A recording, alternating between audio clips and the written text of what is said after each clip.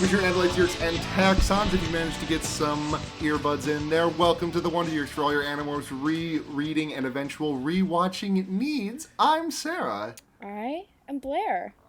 I'm Seda. Yeah, was that a yawn? I'm Seda. I'm sorry. I'm looking at pictures of baby boars still. Still? And just getting really comfortable. You gotta be comfortable if you're gonna podcast. Yeah. Me and Seda were talking earlier, and they were sending me pictures, sending the group chat pictures of baby boars, and, I need to not be distracted by these boars, because I need to finish this book, so I see that as still your top priority right now. I finished the book. You did finish the book. Is this the Always Sunny group chat? Yes, it is. Okay. Always Sunny / pictures of baby boars. Whenever I feel like it. You have two very strong themes that we never verge away from, ever. Yeah. Is Always Sunny, still entirely on Netflix? No, it's on Hulu, though. Oh, fuck me. If it was on Netflix, I would genuinely consider, doing a deep-ass dive. Because, I watched 5 episodes, and I was like, oh, I like this. And then I got to the one where, I think it's Dennis dates Dennis goes to a pro-life protest in order to fuck someone. Yeah, uh-huh. And then I was like, oh, this might not be for me. Look. It's a lot. Yeah. It's not something I necessarily recommend. It's just something that I spend a lot of time on now. The League of Legends of television. I don't... Oh, yeah, okay. I guess. You spend a lot of time on it, you're not necessarily sure you recommend it, and anyone who genuinely likes any of the people in it, you should run away from it at top speed. Yeah, it just depends on where you're going at it. This is our It's Always Sunny in Philadelphia podcast, the Wonder Years. I guess it, on Reddit, it's horrible because, the subreddit is just Reddit. I mean, it's just Reddit, but it's just quotes from the show. So it's I've seen the show. I know what people say on the show. But also, yeah.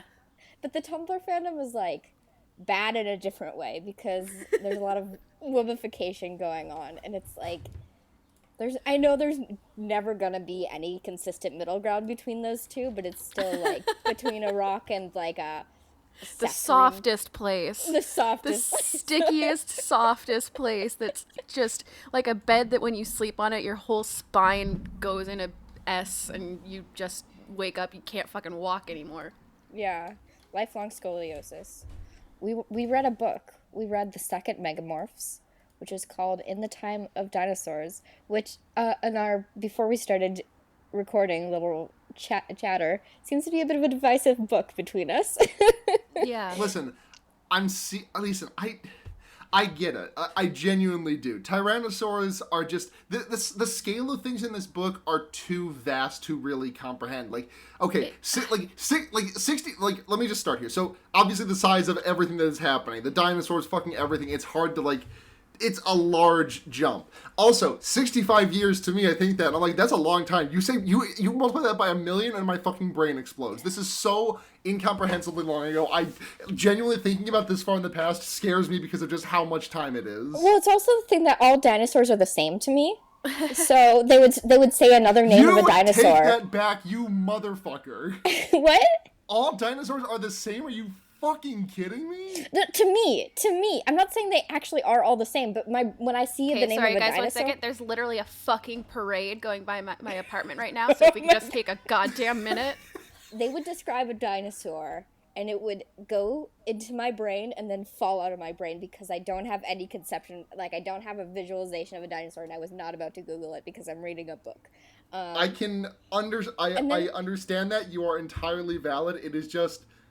all of these dinosaurs, yes, they all enter... Did you not watch The Land Before Time? No, I don't like dinosaurs.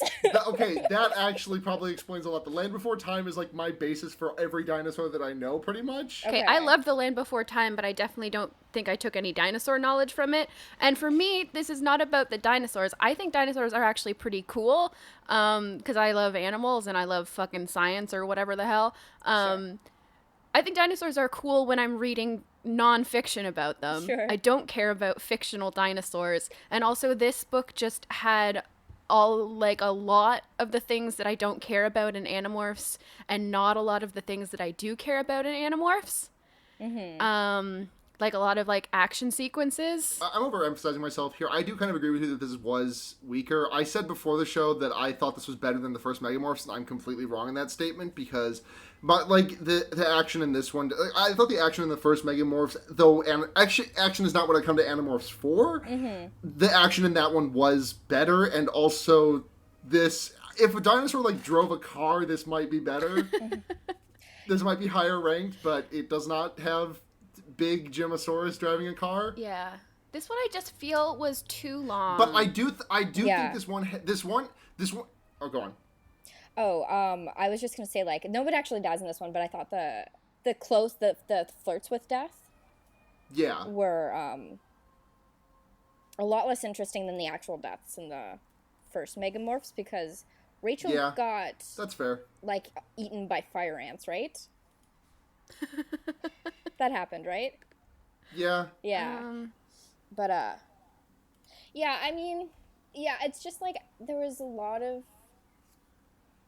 almost getting eaten in this one. Yeah, which makes sense because what else are dinosaurs doing? Yeah. But that's fair. I did think there were some strong character moments in this one that I do very much want to talk about. Oh, there yeah, were okay. for sure a couple, but I think the problem is mostly that the Megamorphs are allowed to be longer, which means that there was a lot of fat that could have been trimmed on this.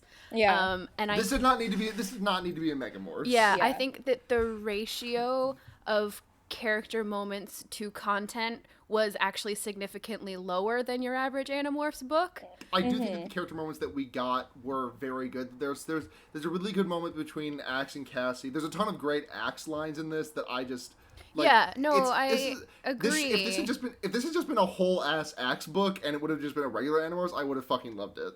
Yeah. You were saying, Seda? Sorry. I woke up in a really bad mood today, so it's possible that colored like my interpretation of the book. But I do think that a lot of my opinions about it are just my actual opinions. Sure. Yeah. Perhaps just intensified. Yeah. Basically. But we Should can we look like at this cover? Yeah, let's get into. Actually, I think the cover's pretty cute. It's got some eyes on it. Yeah, it is really cute and very purple. Yeah. Which is not the color of any of the animals. That's Well, okay. we don't know that. We don't know that. Well, of the Dinosaurs. animals that are on it, right? Oh, true.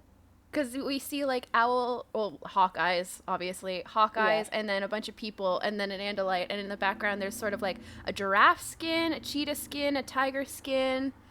We don't get any of those. No, we don't get any of those, and they're all purple, but you know what? I love it. Also, some of those morphs haven't even been in the books. Like, I don't think anyone's morphed a giraffe. I want someone to morph a giraffe so bad. They do talk about giraffes in this book, though. All right, listen. I want to get out in front of this because I'm just reminded of this suddenly. I know it's like the fucking.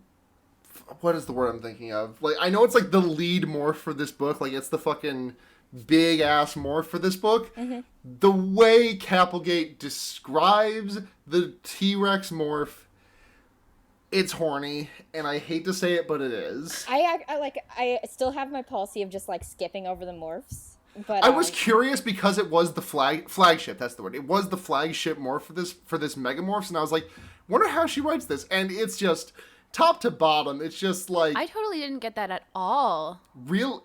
Okay, this is me revealing way too much about myself. Seda, how many transformation stories do you read on For Affinity on average? I How mean- many of them have you read? Like, sure, but I think that because if you look at something like how she describes a tiger morph, it's like has such a like inherently horny energy to it that I just didn't get in the same way from the T-Rex one. I just felt like I had read these words before, the way they have written, the order in which they are placed, and I'm revealing way too much about myself in this conversation, but what the fuck ever. No one is listening to this podcast who doesn't have my AD, pretty much. Because it's only my mutuals on Twitter that listen to the show, pretty So I much. guarantee you've talked about it on this podcast Oh. before. Oh, absolutely, 100%. There's no secrets here. No. None at all. Um, Anyways, I think I'm getting a little bit. I know it's only happened twice, but I'm getting kind of tired of the Sario rip. oh yeah. Well, it's just time. It's just a chance for time travel. It's a chance for time travel, and Do you know if that comes up in to- like later Megamorphs? I mean, the first time it happened, it wasn't a Megamorphs, was it? Was it not? No. What was the last Megamorphs then? No, it wasn't. It was a Jake book. The last Megamorphs was Rachel gets amnesia. There's that like Oh, big shit, swarm that's thing right. following the That morph one was energy. so good. That one Shit, was Yeah, I so Big totally Jim forgot drives a about that. car. No, I was. Cassie stays down and out of fear. Yeah. No, that one was so good. I totally mixed up the last time travel-y book, which definitely was a Jake book, with the last Megamorphs. But no, fuck, the last Megamorphs was so good. God, it was so good. Fuck this book. No, I'm kidding. It is definitely, like, definitively my least favorite book we've read so far. Yeah. Which isn't to say I even really disliked it. It's just my least favorite. Yeah. Yeah, it does.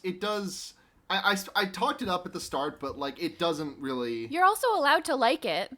You are allowed No, to like it. I think I was really full bore on liking this at first, and I Don't let us did. harsh your vibes. I'm too susceptible to outside influence, and yet somehow I never folded to peer pressure and didn't drink a single alcohol until I was 20 and a half. It's not a weak book in general. I just don't think it's a strong Animorphs book. But let's get into the details of it, because it opens with Marco talking about how he has a blowhole, so he's like a dolphin or whatever. Like in media res, then like backs up In media res few in a minutes weird way. in a very weird way. Like it's just the opening chapter gambit of, hi, I can turn into an animal. Let's back up a second. Yeah, but it backs up. Okay, so a better in media res would be if they were with dinosaurs, but this is like they back up like 30 minutes, right? Mm-hmm. Yeah. So it's like weird. It's a bit weird. Fine. So Marco describes the whole conceit of Animorphs, and I'm like, yep, I've been here. Yep. I do a podcast on this. I understand, Marco. Thank you.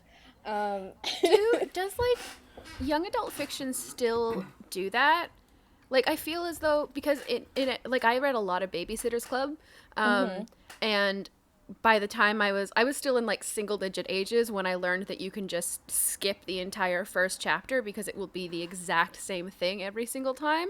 And I guess I don't actually really know any modern long-standing young adult series that like have a new book out every month or something. Yeah, there's not really serialized young adult novels anymore. They're more like actual novel length. Yeah. You know? Yeah. Also, like, what were like some of the? I'm curious. Like, what were some of the big ones from back in the? Yeah, I guess actually there were a lot. There were the what was it? The Trailer Orphans or whatever the fuck. The Boxcar Kids. Boxcar Kids, Sweet Valley High, and all Sweet of Valley its High. spin-offs. Wariocats. Shit, Wariocats. Can we do a Wariocats podcast after this is over? No. I the first time I heard about Wariocats was the Mabim Bam bit. I have no idea what it is. Say that you just said Wariocats. I read, I would say maybe 5 Wariocats books, but then I was like, man, I don't care about these talking cats enough, so then I stopped reading them. Wariocats are cats that shit directly outside the litter box and say "wah" Yeah, at you. both of my cats. So we open with the Marco chapter. He rewinds like 30 minutes, and there's just a really good line of him and his dad. And he's like, "I was sitting on the couch wondering if I had enough the energy to go to the kitchen and get my Doritos." And my dad was there too. He was slumped on the couch wondering if he had the energy to go to the kitchen and get his cheese puffs. Yep. Yeah. I like their parents. Their parents are fun. It's Their parents are really good. cute. I want to spend more time with whose house did Axe go to when he morphed Jake? Was that Cassie's house with the No, super that- spicy chili? Oh yeah, that was Cassie's house. Yeah, I want to spend more time with Cassie's parents. Yeah. There's also, I feel like we get to see them the most, which is great. There's also at one point much later a throwaway line that Rachel does about her mom, which also made me very happy, because they like see some fruit growing on a tree, and Axe is like, or Tobias is like, don't dates grow on trees? And she's like, oh, not according to my mom. It's been so long since the divorce, and she's just trying to get back out there. And you were talking about the fruit, okay? I love her. But yeah, Marco and his dad are watching the news, and he sees news about a nuclear sub sinking, and is like, well, god fucking damn it, this seems like the type of shit that we're supposed to help deal with. Motherfucker, I guess I'll go tell Jake. He's like so mad about being a hero. Right. Also, there's no reason for him to get involved, right? Because there's like no guarantee that the Yeerks were even involved in this. I think that it wasn't even. Was that the implication, that it was Yeerks? Because I really felt like it was. I don't think there was anything. I think they just like, there's people, we should help. And Yeah. it's like, you don't need to. This isn't your job. Your job is to like, your job is alien based. Like, people die all the time, Marco. There's also a great line here where they're talking about Spider-Man, and Rachel criticizes his costume because the fabric is unrealistic. I love that being what she takes issue with in Spider-Man. She's like, oh, what? Yeah? Spider-Man? What does he even wear? His costume never bunches up at the knees. It's like, yeah, of course that's what Rachel cares about. I love her. I love her. Oh. But yeah, they turn into dolphins and go try to find this submarine. And this only came up because I got into a conversation last night about this, but for some reason when I was reading about this like submarine trapped underwater, I couldn't stop thinking about the fucking, what the fuck was it called? I was just looking at it last night. The Byford Dolphin Diving Bell Incident. Oh, I don't know anything about that. Oh, it's some extremely gruesome shit from the 1980s where skip ahead like 30 seconds if you don't want to hear something gross. There were some divers in a very highly pressured underwater chamber, and they fucked up the chamber transfer, and basically things went from 9 atmospheres to 1 in like a split second. And 2 guys were pushed with enough force against a grate to separate fat from lean. That's crazy, and also some Final Destination shit. Yeah. That is some straight up everyone is made of meat and only meat Final Destination shit. Yeah. That's insane. Okay. Welcome back. Welcome back.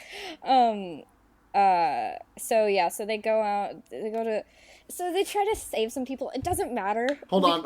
I'm sorry. I looked at the Wikipedia article again, and I just skip ahead another 30 seconds because I just need to read this sentence because it's fucking me up. Are you good, Seda? Yeah. Maybe earmuffs for 30 seconds. Okay, I'm just taking my headphones out. Good call. Subsequent investigation by forensic pathologists determined that Hellevik, one of the divers, being exposed to the highest pressure gradient and in the process of moving to secure the inner door, was forced with a 60 centimeters diameter opening created by the jammed interior trunk door by escaping air and violently dismembered, including bisection of his thoracoabdominal cavity, which further resulted in expulsion of all the internal organs of his chest and abdomen, except the trachea and a section of his small intestine and of the thoracic spine. Humans are just made of meat. Humans are just made of meat. Fabulous. Oh my god. So a bomb goes off and they get shot back to the fucking... Cenozoic era? Was it Cenozoic? I don't know. About 65 million years ago. They take so fucking long to learn or admit that they're in the dinosaur era. I think that's one of the reasons I was so frustrated. Yeah, I think so too. Because, like, with as much time travel shit as they've done in the past, few months, year of their life or whatever, and as much, Which like, is warping. to say any. Yeah. Right? Right. The fact that it's, like, a good third of the way through the book before they're actually like, oh, I think we're in dinosaur land. Well, It's Tobias is there. Like, he's like, oh, it's dinosaurs. But yeah, and he doesn't want to say it for some reason. he doesn't want Marco to make fun of him. Yeah. But also he's a bird and could peck his eyes out, so it's fine. Yeah. No one's allowed to make fun of Tobias because Tobias is a bird. Yeah, that takes forever. But they get, like, swallowed like Rachel. This is horrible. I hated this. It Also, it went on sucks. for so long. So long, like 3 chapters. Yeah. 5 even. And that's the thing, because usually something like this is half a chapter, right? Yeah. At most. And maybe a full chapter. I get separating the fucking party, but like Yeah. But then there becomes a weird time thing, and They I did. don't know. They switched over to the other group for way too long. yeah, Between this, we should not have had to wait like 7 chapters to find Rachel, with admittedly rather rawly turning into a bear in the intestines of a I don't remember what the dinosaur's name was off the dome, but she swipes at his lungs and breathes that air and then cuts through the dinosaur stomach. yeah. It's good. Yeah, I mean... And Tobias is in morph, or in his like hawk body this entire time. Yeah. Because he didn't have enough like strength to morph. Yeah. And he manages to escape with a broken wing. Yeah, but they also pretty gruesomely describe his like feathers being half digested off and stuff. He definitely survived his injuries way too easily, given that now Kapplegate comes up with this just so that we can have Tobias suffer for the entire book. Comes up with poor a new baby. rule where you can't like morphing back into Hawk doesn't fix his injuries. No, of course not. Of course it doesn't. It's Yeah, just well, like Yeah. No, say to that. That's logically consistent. Like, I get it, but it's like they should know that and not like if that wasn't a rule already, then they shouldn't have the conversation about like no, then just demorph and then remorph and it'll work. Like Because then he tries to demorph and then it hurts. So he... poor thing. He doesn't Yeah. deserve this. He works so hard and he knows dinosaurs so well. He doesn't deserve this. he knows so much about dinosaurs. I'm so proud of him. Me too. Good. Uh, But I will say there's one of the early on very raw moments is after Tobias and Rachel get swallowed. Cassie is losing her mind and she has to be like bodily dragged away by all of the boys because she's just like trying to swim back, screaming Rachel's name over and over, going into a fight that everyone knows she cannot win and has to be pulled away, and it takes Cassie has a like holy bad shit, fucking Cass. day here. Yeah.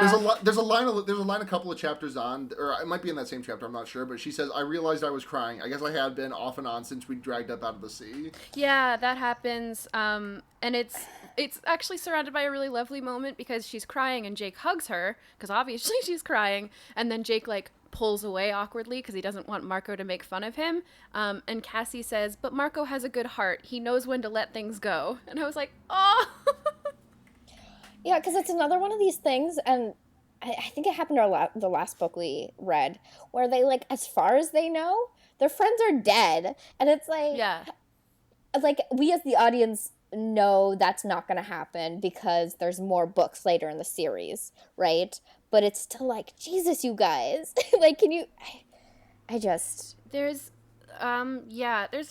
it's just thing after thing after thing in this particular book. Like, they see this herbivore dinosaur go out of their way to establish that it's definitely a baby, and then have it get eaten by a T-Rex in front of us. Yeah. And it's like, I get it. Nature, dinosaurs, cool. Why? I don't want to see it. They're like, oh, it's a baby. Yeah? Can I rewind for a second? I gotta talk about this line from the very first chapter of the book. Okay, go for it. From a Marco chapter. This is the second time this has happened. Well, the first time it happened, it was Jake. But here's a line from Marco. Axe was in his disturbingly attractive human morph. I know. Hey, Marco? Hey, Marco? I literally Boyfriends. don't even write down when they do that anymore. 'Cause it's just every fucking It's just, time, and it's always like, just the boy. Like, even if you're like, oh, well, Axe just, or like Marco just, even if you're like some stupid denier, like, oh, Marco can just like, he can just understand people that are like objectively attractive. Like, literally, the episode with fucking Zachary Taylor Thomas, the Zachary Taylor Thomas stand-in, he and Jake were both like, that guy's fucking ugly. Yeah. Boyfriends. He's just gay. Yeah, it's true. Friends. I want to say, Tobias and Rachel should never go on missions by themselves because they are both way too ready to die at any given moment. I know. I think that, like, it's almost every single chapter from one of their perspectives that something horrible happens and they're like, whatever, like, Time to die. yeah, like when they're still in the thing, Rachel's like, well, I'm probably gonna die, but at least I'll take this monster down with me. Later, Tobias gets super hurt and he's like, well, I'm definitely gonna die, but I'm not gonna say anything because I don't want my friends to get hurt. Like, every they jump off a cliff together. Like, it's they need somebody with them to temper them. Like, they need some sort of ego, you know, like, yeah. some sort of base survival instinct. Yeah. They're so ready to go. They're like, it's so my time, ready whatever, to I'm perish in an 15. instant. Yeah, like the Fatalists are grouped together. Yeah. And then there's like Jake, Cassie, Marco, and Axe. Axe is kind of a fatalist. But they're just like, I guess we'll make camp, you know? It's chill. Yeah. Comparatively chill. Comparatively chill, like they make a fire, whereas Rachel is just walking with an hawk in her arms, bleeding, covered in bugs, probably getting badly sunburned, right? Like she rips her clothes to make a bandage for him, and very carefully does it in the most fashion conscious way by like making her shirt into like a midriff bearing shirt, but she doesn't like put anything on her feet or whatever. The others at least make shoes. Like, it's out of Tyrannosaurus Rex. yeah, they sure did. These poor fucking kids. Yeah. Also, Rachel and Tobias can't ever like admit to each other that they're hurt. Like, Rachel's like, oh, Tobias, are you okay? And he's like, yeah, totally. And then he's like digging his talons into her, and he's like, are you okay? And she's like, oh yeah, of course. It's like, guys, please. It's okay. Like, it's okay. Yeah. Yeah. I'm having some feels about other cast members for a moment here. Sure.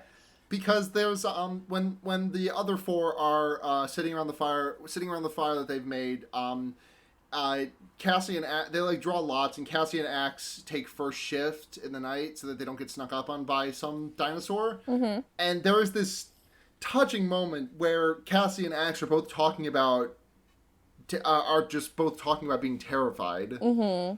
Yeah. Hold on, I'm gonna see if I can. I highlighted it. Oh yeah, Cassie says, "Are you scared, Axe?" Me too.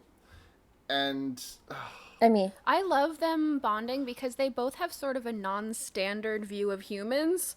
Like, Axe is literally an alien, and Cassie's one of those people who's like, yeah, humans are all animals, but also we have like a certain responsibility to the other animals in our world. Like, they're both like sort of outside of regular humanity, one in a much more obvious way than the other. But it's really nice to see them like bonding and talking about humans. Yeah, we don't see him one-on-one as much as I would like. Yeah, totally. Which is interesting considering that he lives behind her house. Right. Yeah. So another thing we learned about Tobias is that he was, because of his broken household and abusive father, I think we don't get explicit words, but we basically do. Yeah. He used he did dinosaurs. Dinosaurs was his thing. To cope. Some people dinosaurs to cope. It was his uncle in this example, but... Yeah. Oh, the uncle, right, sorry. Right, because his parents died. We have no idea as far as I know. Yeah. Yeah, that's right. I think there's something about that explained in the one of the non-Megamorph spin-off books, which we do have to start doing at some point. Tobias is the saddest boy alive. Yeah, he is. And it's interesting because with this book, we get him talking a lot about his predator instinct, but we also get him talking about his childhood trauma. And it's like, hey, bud, maybe you're not a hawk. Maybe you have hypervigilance because of your CPTSD. Like, it's like, it's fine. You know? Can we get these children in some therapy, please? Fucking therapy, please. It's fine. Someone just, please, an adult for these children. Like, anything. Rachel and Tobias are being chased eventually. Like, a pack of dinosaurs starts chasing them, and Rachel runs so hard and fast that she throws up, and Tobias has a moment where he's like, well, at least the weird smell of vomit will probably attract the dinosaurs' attention. And it's like, Tobias, Sure. I am very happy for him that he gets the first dinosaur morph. Yeah. It's what he deserves. He deserved to keep it too, though. He deserved to keep He, it. he does No. very much deserve to keep it. Yeah. And then okay. It's I was gonna make my stupid mountain goats joke that I made in the Twitter DMs, but I'm not up to it. I thought it was a good joke. it is a good one. Thanks. It's a dance music reference. I'm sure y'all can piece Yeah. it together. Yeah. Leaning close to my little stegosaurus on the floor. We very early on, this was another thing. It's all of the twists in this book were none of them made me go, holy shit. You know, Super, like I called it immediately. Yeah. There was one that made me holy shit, but like kind of not what happened, but rather how it happened. Yeah, but it's early on. It's Cassie and Axe like looking up at a comet, and they're saying, "Isn't it beautiful?" And you're like, okay. And then they notice the comet again when Jake and Marco wake up, and you're like, oh, And then Jake's like, wow, that comet looks really close. Is it gonna hit us? And Axe is like, probably not. And it's like, Jesus. He calculates that it's gonna miss by some kilometers. Like Yeah. 2 diameters of the Earth or something like that. Yeah. Like, bitch, have you seen Melancholia? It's gonna wrap around and hit again.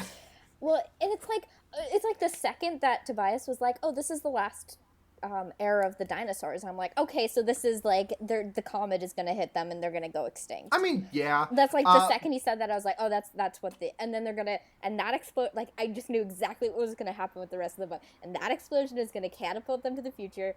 Yeah, I was like, okay. And what was I gonna say? Fucking the, no spoilies. But I am just going to say, between Seda and me, Seda who has read all of the books, yes, previously? No. No? Okay. Then I'm just saying this. There is a very big endgame moment, heavily foreshadowed in one of the conversations in this book, and it fucking blew my mind when I saw it. Okay, interesting. I just wanted to say that, but if one of us somehow remembers this by the time that we get to that moment, remind me. And we definitely won't. Remind me, at me on Twitter, and I will talk about it. Yeah. Oh, interesting. Okay, cool. Well, that is something, because I usually think of these books as like having very little consequence. No, it's more of a character. It's more of like a character personality foreshadowing. Okay. But it makes some definite allusions to things that happen in the future of the books. This is all very mysterious. It's good as hell. Okay. Is what I'm saying. So I just want to dump a couple of Axe lines because someone references Jake actually references Jurassic Park and says, clone DNA from old dinosaur bones, and Axe just casually drops, that is scientifically possible, and just moves on. Yeah. And then there's also this really good line from Axe like later on that same page, where Marco's like, what, you can't whip up a fusion bomb? And Axe's like, fusion bomb? Oh, a fusion explosive? Is that what that was? Fusion is only used in children's toys, to make the little dolls speak and so on. Yeah. Okay, there's something about Andalite culture that is so needlessly complicated. I love every bit of it, though. Because we make dolls talk in human worlds. Yeah. Like, we do that. Maybe they got super fresh dolls, though. Oh, maybe, but also, I don't think you would need, like, fusion to do that, or whatever. There's... Axe. I know you're not the spokesperson for every Andalite, but, like, come on, guy. It's not necessary. Well, this book is also entirely covered all the way through with Axe being like, I just don't know that much about the rifts. I wasn't paying attention. I didn't know I'd need to know. It's like, Axe, pay attention in one class, bud. Clearly the most important class, right? Yeah, right. Certainly the most relevant to his life now. Yeah. But so we're back to Rachel and Tobias, and the plan is for Rachel to fastball special Tobias up into a tree. Yeah. Mm-hmm. Which just like it's not what a fastball special is, but every time a character throws another character in some way, shape, or form, my brain just immediately goes, "Oh, a fastball special." Sure. Which is one of the that is, I think, the best thing that X-Men has ever done is bring that into the world. Sure. So Tobias is in a tree while Rachel's getting attacked. She runs and turns into a bear. A bear. Yes. And Tobias acquires a Deinonychus. Mm-hmm. Yeah, he turns into this little Deinonychus. And he... Deinonychus? I Sorry, have go no on. idea. He, well, it must be something like Danny, because Rachel, blessed angel of my heart, calls it just like a Danny Knockus at some point, and Tobias is like, no. I'm Rachel in that situation. Yeah. Tobias morphs into this dinosaur, and he totally loses control of the morph, and goes forward and attacks Rachel, and she tries to reach him by reminding him he's a human, and it's not working, and then she's like, oh, wait, shit. Hey, Tobias, hey, you're a hawk. Remember your wings? And then that's what makes him go like, oh, shit, hi, Rachel. And it's like, Tobias. And for as fatalistic as she is, does not let him live it down. He's like, right. He's like, just... Also, I will say, dinosaur science has advanced enough since this book came out that I think she doesn't actually say remember your wings. I think she says remember your feathers. And now I'm pretty sure scientists are, because I was looking up a picture of this dinosaur, scientists are now fairly sure that this specific breed of dinosaur has feathers. Oh, sure. Which... I like dinosaur science. I'm thinking about that. I think I like them more when I think about them as just really big, weird birds, you know? Totally. Yeah. Yeah. Maybe I just don't like lizards. I love big ones. But like really big ones. Like crocodiles, fuck that shit. The swamp is full of free dogs. And then a fucking brontosaurus falls on Jake's legs and somehow does not break them. Well, first he gets eaten by a T-Rex and uses his whole body to make it throw him up. No, this is the exact same thing, but immediately before he acquires the morph. Right, yeah. Jake, I believe it's a brontosaurus, falls down on Jake's legs and somehow does not break them. Yeah, I was very curious about that because I was like, oh, are we just slowly but surely breaking all of the bones of the team? Is that the fun new thing that we're doing in this book? Apparently not.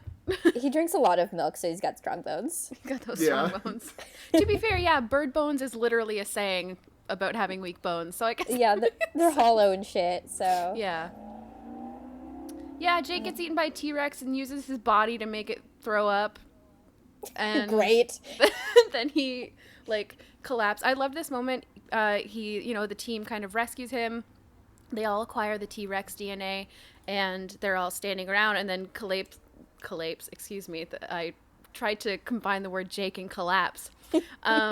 Jake collapses from the adrenaline of just being eaten by a fucking T-Rex, and it's described as just arms reaching out to catch him. It doesn't say who.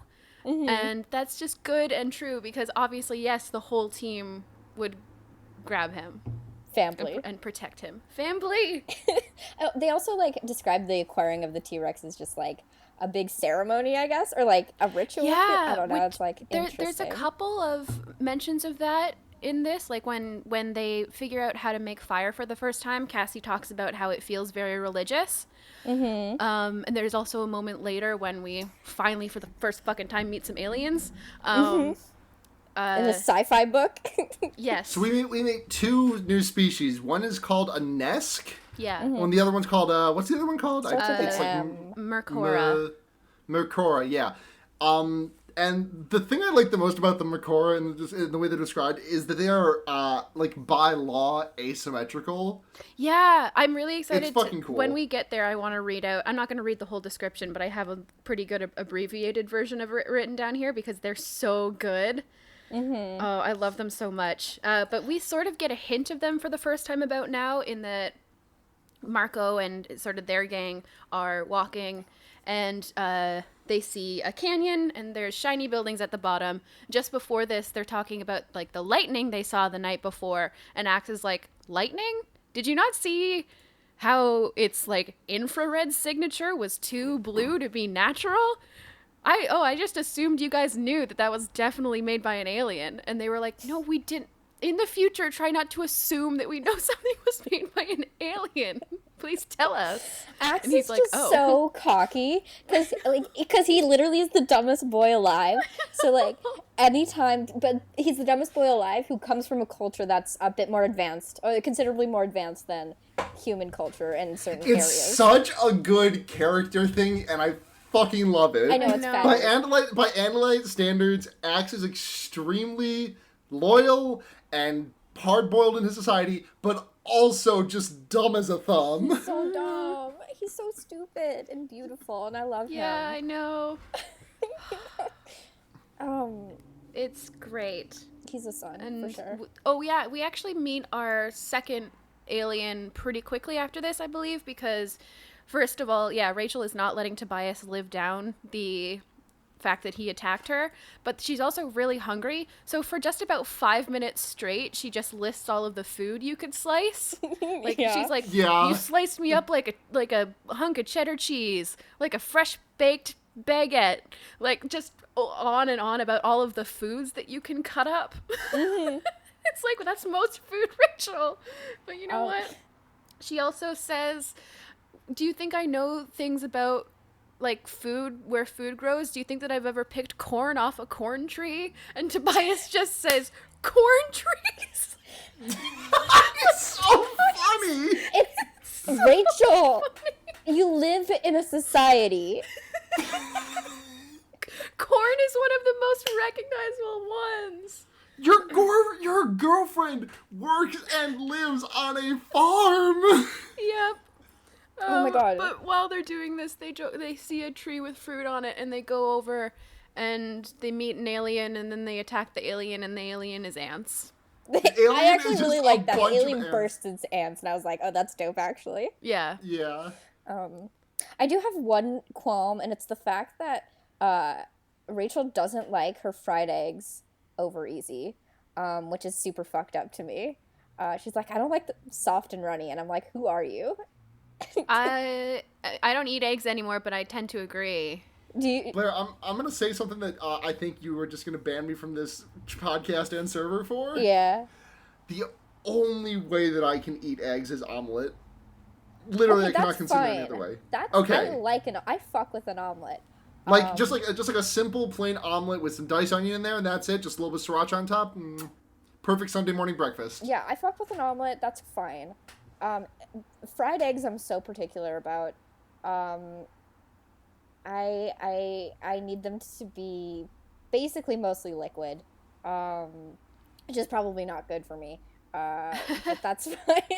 I feel like when I was eating eggs, like I always had to fry them too hard, but I love a poached egg. So Oh, yeah. I don't know what Yeah, my for fucking standards are. Is it just like the surface area of white? Maybe, and like a poached egg, it's all kind of in there, and there's normally 15 pounds of hollandaise sauce. That's So true. you can sort of mix it all in there. Yeah. Yeah. Oh my god, I want some eggs, Benny. Rachel would probably drink a raw egg. Oh yeah, she hates her fried eggs runny, but she'll just eat a whole raw. I can see that. She wants to get large. I think that Rachel. I think like all right. I have a weird question, but it's one that I just thought of, and I really want to have this discussion. Okay. Drinks for the Animorphs. Drinks for each one of them. What does each one of them drink? Rachel tries to get into juicing, but fucking hates it. Oh no, I meant like alcohol. Oh, alcohol. Well, they're children, first of all. Sarah. Yeah. She would drink No, let's get really into it. strong, quote, girly, unquote, cocktails. The ones that are, like, really, really sweet and Right. brightly colored, but also contain, And will like, fuck you 5 up. ounces of hard liquor. Right, exactly. Yeah. Marco says he's into craft beer, but he's not. Marco drinks Natty Light. Marco drinks Natty Light. He says he's into beer, but he just drinks, like, light, cheap beer. But Cassie, I think, is legitimately into craft beer. Cassie to me reads more like just like Scotch on the rocks. That's it. No way. No No? way. No. I honestly just don't think she would drink that often, is That's one true. thing. That's true. Maybe like a nice Pinot Noir. Wine? I don't think she'd be a wine No, person she's not a either. wine either. Yeah. She's not a wine person either. Yeah, I can see. Yeah, I think she'd go for craft beers just because she would like have one really interesting complex beer over the course of 2 hours with dinner. And Yes. that's kind of like Yeah, what yeah, she'd yeah. do. Yeah. Yeah. Marco and- would definitely try to drink scotch, but he would wince every single time and just end up pouring Diet Coke into it. Oh yeah, he like tries to impress like someone by like bringing them to a distillery. Yeah. Oh no. And just fucking hates everything and gets so sick. Aww. Tobias, on the other hand, does drink wine. Yes. Oh my god, red wine too. Yeah, Yeah. absolutely. Jake is straight edge. Jake gets drunk exactly once and then is like, I'd rather be the designated driver. Yeah. Oh yeah. Jake is that drill tweet where it's like, it's Friday night, time to drink one beer and call 911 immediately. Yeah. Axe. That's good. In his human morph, I think would be like really into flavored vodkas. Oh, is horrible. totally. Ooh. Which is no. horrible for him because he gets so sick. Because they just taste good and he doesn't realize, right? Yep. And then he's like, oh no, and it's just the worst. Oh my god. Oh god, a drunk Andalite is one of the most that's like if you just He can't fuse stand words. on two legs in the first place. He struggles standing upright on two legs in the first place. Oh no. I'm more worried about his tail. No. He doesn't have a fucking mouth. Sarah, so he has to be a human morph if he's gonna drink booze.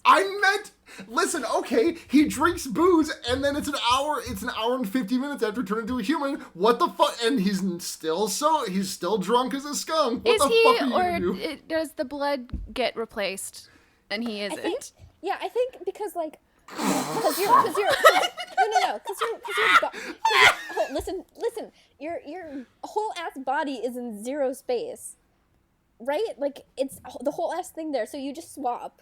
And it's fine, like he wasn't drunk as an Andalite, but if he goes back into his human morph, he's gonna be fucked up. Oh my god, Axe is No, just he drunk won't. every He single won't. time he morphs his human morph for the next 3 weeks. That's not how this works. Yes, it is. Well, No. it isn't with the morphs because it's just they're just reconstructing it from the DNA, and I think only the original bodies are in Z space. Is that right? Thank you. Right, But- yeah. Thank you, Seda. Um, If they all do like a weird body swap thing, they just get like extremely drunk for an hour and 50 minutes, and then we're like, oh, this sucks. They just turn back. Um, I want to party with the Animorphs. Is what I'm saying here. I think. yeah. Yeah. Speaking of the Animorphs, Where were we? so they're all looking down at this shiny city, and they're thinking about sort of flying down to go check it out. And Cassie's like, maybe I should do recon alone because I don't want to, I don't want anyone else to get hurt. And Marco's like, yeah, I'll go with you. I don't think she's talking about not wanting me to get hurt. And like looks at Jake, and it's like, idiots, you both don't want Jake to get hurt. All that both of you think about, it's fine. But then they all just go. Yeah. Of course. And at this point, this is when all of the gang reunites because Rachel and Tobias beat up the ant guy, and they get chased by a spaceship. And again, just to reiterate, they're both way too ready for death to go on missions together because Tobias like flies up and he sees that they're being run into a trap and says, we're surrounded on 3 sides. We're not surrounded on the left side, but there is a giant chasm there, and I couldn't stay there for long enough to figure out how deep it is.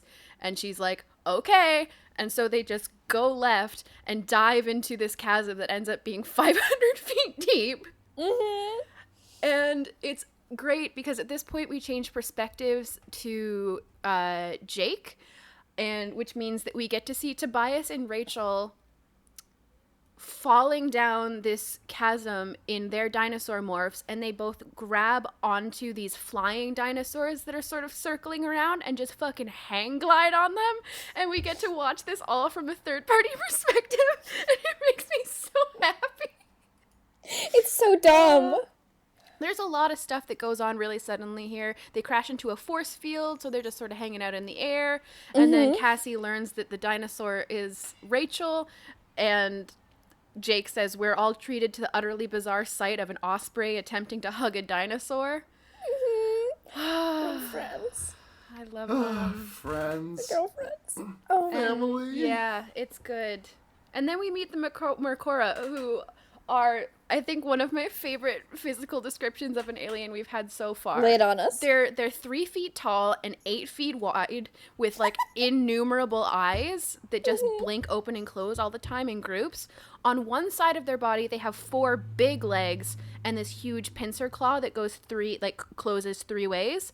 On the other side, they have 3 small legs and 2 strong human-ass arms with long, tapered fingers.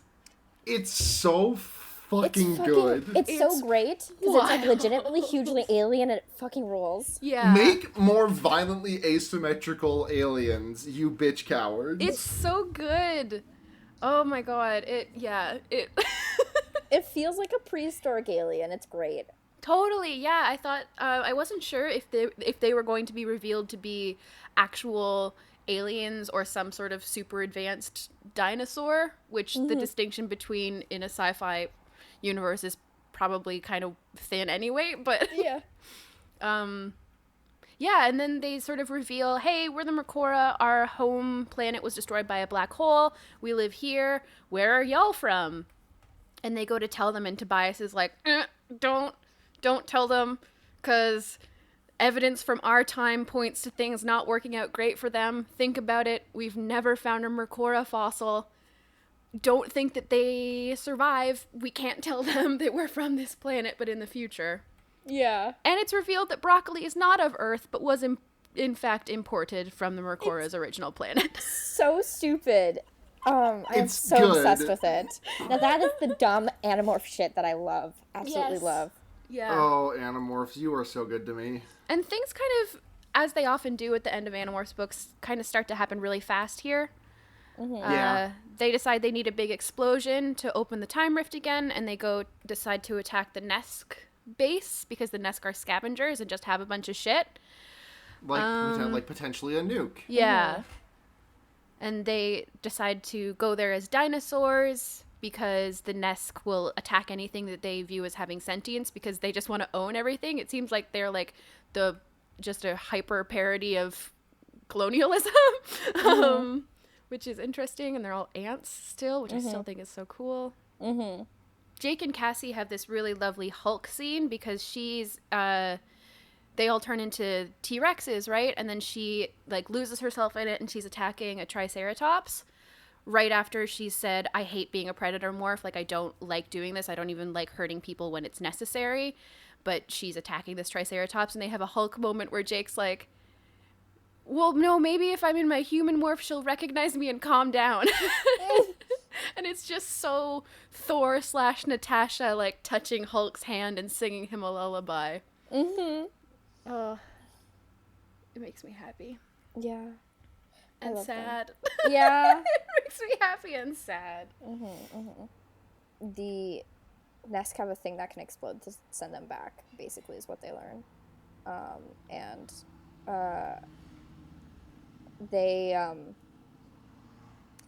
kind of, like, as they were talking about it, I was like, this isn't gonna come, there's gonna be some sort of complication, you're not gonna get this thing, but it's fine because there's a comet that's gonna hit you anyway, so don't worry about it.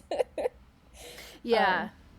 One thing that I did like was, because the Mercora have been established as using thought speak, the main defense mechanism that the Nesk have in their storage facility is a thought speak detector. Like, they don't notice physical force, which makes sense if you've got a bunch of lizards stomping around, probably always hurting your stuff.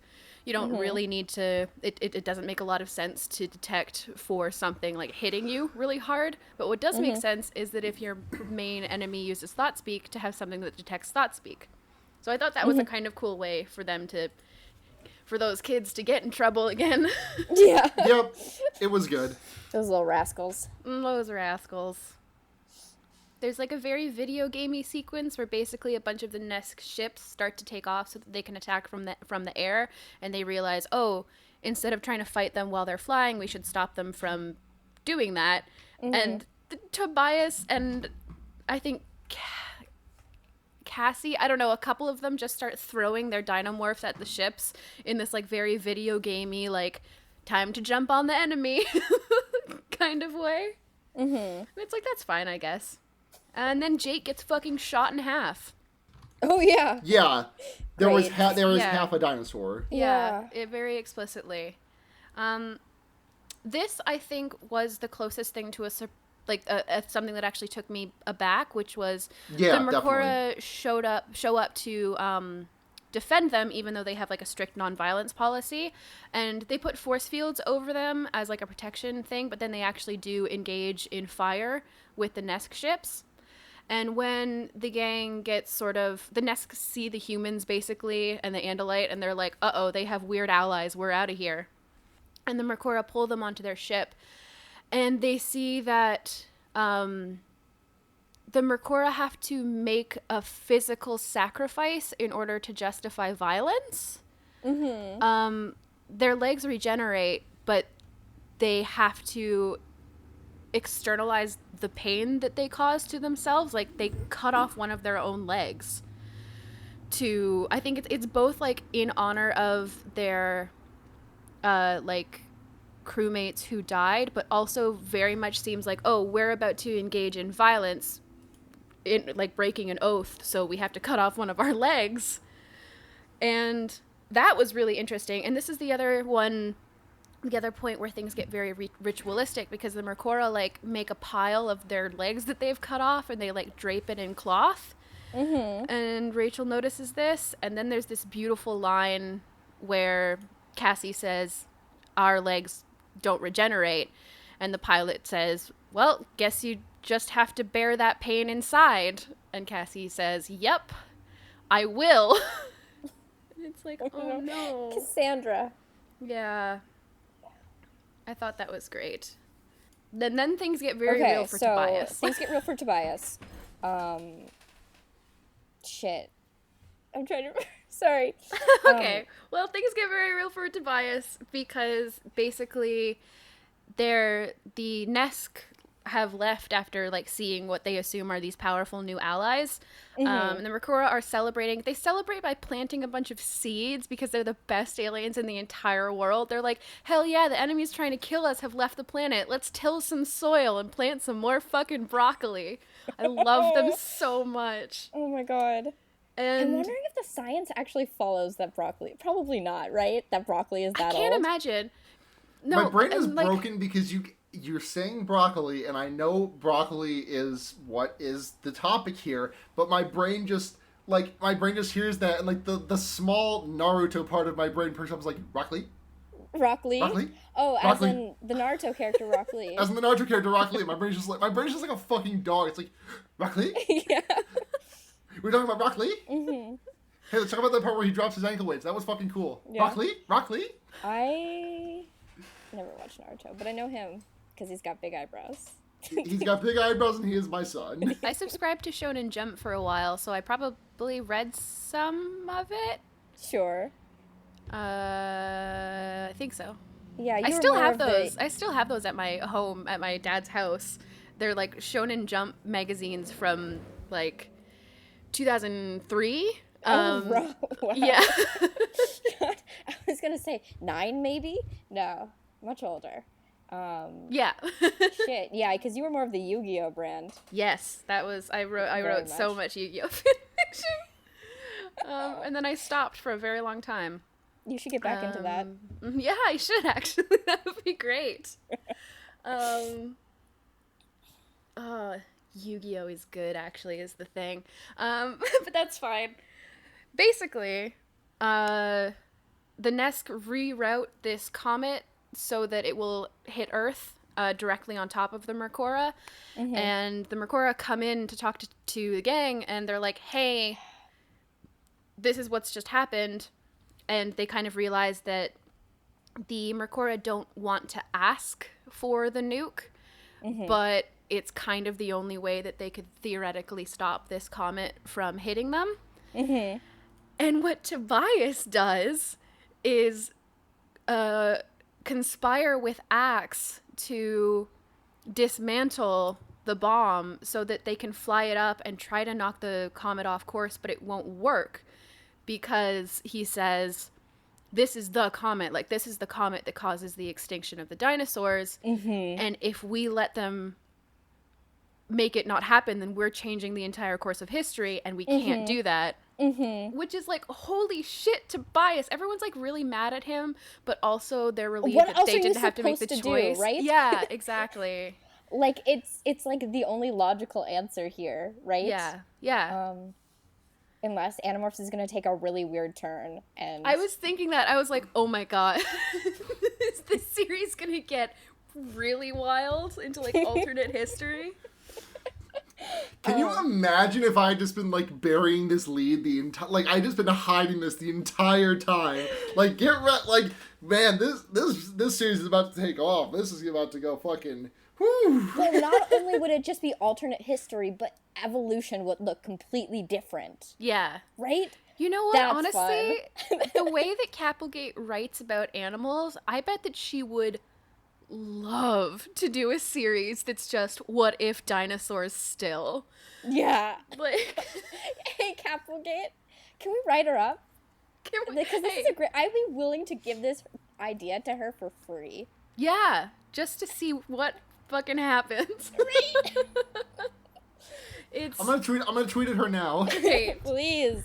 Yeah, so basically they all escape. They dive into the ocean. Obviously, the comet closes the rift, and there's this beautiful image of them all floating in space, watching 65 million years of Earth time go on fast forward. For a second, I thought it was going to be really horrifying, and they were going to have to live every single minute of those 65 million years and just like slowly kind of lose their minds in space. But no, they get to watch it fast, which is nice, and it's just gorgeous because they talk about how the atmosphere changes after the comet hits, and how the colors all change, how different life forms start expanding, and how humanity appears for like 0.5 seconds because in 65 million years humanity's really done not very much. Yeah. It's great. It's like in the the way that my professor always described it was like if time to this point has been a day, 24 hours, we make up like less than a tenth of a second. We are like it is 11:59 point like 998 for us. It's so cool, and it's just such a good sci-fi image to have. And then they're all back home, and it does the thing where they wrap everything up in the last like half chapter, where Jake is basically like, I tried to become a T-Rex and it didn't work, and Cassie's like, yep. And then we get a note from Tobias being like, hey, I looked it up, and scientists say that all of these species that we've talked about didn't... Okay, hi, bud. All of these... Hi, girls. Some of these species had gone extinct, but who are you going to believe? A bunch of fucking scientists or somebody who was there? And it's like, did you write the book and then realize that there was a logical... Like, there was a problem there, or... Did you just go, but I want all of them to be there, or... Probably a little bit of column A, a little bit of column B. Right? Yeah, it's fine. Honestly, like, go wild. You might as well. That like, span of time is such a so completely impossible for humans to imagine that you might as well be like, yeah, scientists were just off by a couple million years. Yeah. But it's especially great for somebody who, very similar to what you were saying at the beginning, as much as I like dinosaurs and I'm interested by them, I don't really know I don't know them. I don't know them. I don't know them. I don't know her, yeah, for sure. And so if you'd just been like, I would never have noticed if you put dinosaurs in the wrong time. Yeah.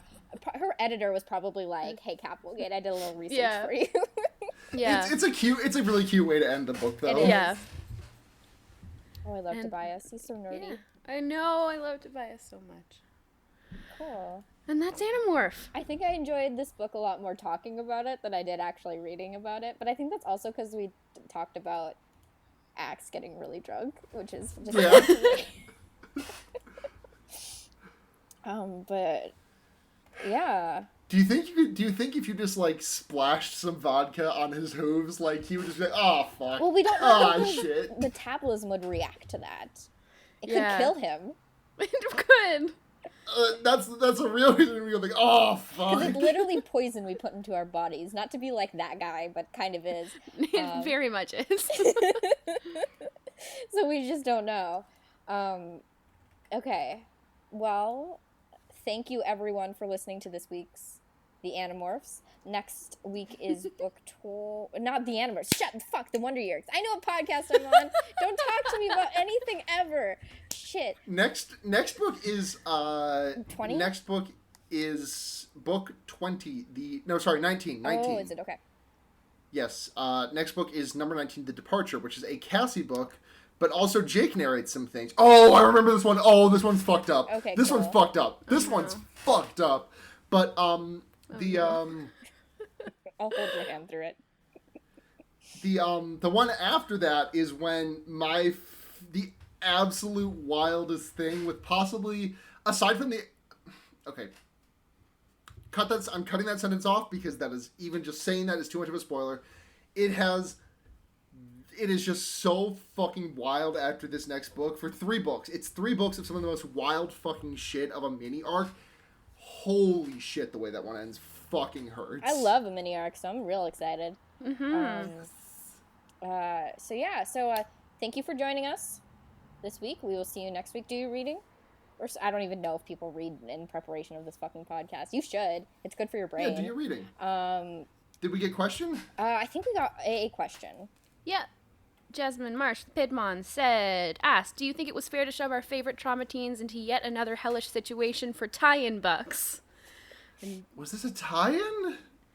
Did Megamorphs happen at the same time as the original run of the like numbered books, or were they released subsequently? I believe they were released at like the same time. I believe they were released like in the fucking time stream. It was like, book 18 released, Megamorphs, book 19 released. The tie-in is broccoli. It's sponsored by broccoli. Sponsored by broccoli. Yeah. Kapplegate is deep in Big Broccoli's pocket. I wish I had hummus, but I only have broccoli. And then something interesting coming up. We are not super soon, but relatively soon, we are coming up on the first instance of the ghost writing. Ghost writing? Oh, yeah. Yeah, past, starting at book 25, almost every installment is ghost written. Oh, so we can't yell at Kapplegate anymore. No, but we still will. Yes. Okay. Then it becomes Kapplegate the title rather than Kapplegate the person. Kapplegate the entity. Great. Yeah. And she does, she actually, after book 25, she writes 4 more. Oh, wow. She writes numbers 26, number 32, and then the last 2 books in the entire series. Mm-hmm. That's wild. So that's questions, except for, and also in the tweet timeline is the one that you said Kapplegate, but we've discussed that. If you want to support the show, you can do so patreon.com/fearbaiting. Most of the things that go for it are fear baiting related, but $5 a month will read your name out on the show for either podcast. Also $5 a month, you can make us say things with our face meat. So do that. We love to say things for you. That's patreon.com/fearbaiting. If you want to contact the show, you can do so at the Wonder Yerks on Twitter or thewonderyerks@gmail.com. Thank you very much to Michael Kaiser, Sophie Kit, Paul Bechtel, and Twitter user Sophie Altergeist. We love you the most. More than anyone else who listens to this. If you want to find your beautiful hosts on the internets. You can find me at BlairKitch on Twitter or blairkitch.tumblr.com. Sarah, where can we find you? At GayestLulu on Twitter, gas.snarkus@tumblr.com. Henry Kissinger's Pokemon Going to Die, My Leftism podcast. Oh, and also our sister podcast, Fear Baiting, where we talk about horror movies and stuff. We mentioned that a couple of times. Yep. Seda, where can we find you on the internets? I'm on Twitter at nudity with an EA instead of a Y. I make music as people you meet outside of bars, and you can find my Bandcamp at gaygothvibes.online / check out the other podcast I do that I will eventually start updating called Music from Molehills, where I make music to solve small problems. Got the second one out there eventually. It's hard when words start with the same letter. Yeah.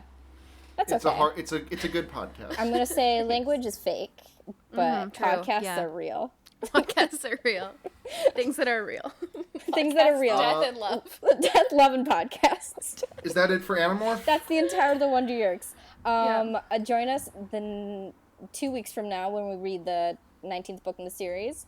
But until then, I have been Blair. I'm still Sarah. I'm Seda. And remember, keep your hand on the On the Esquivel device. On the Esquivel device.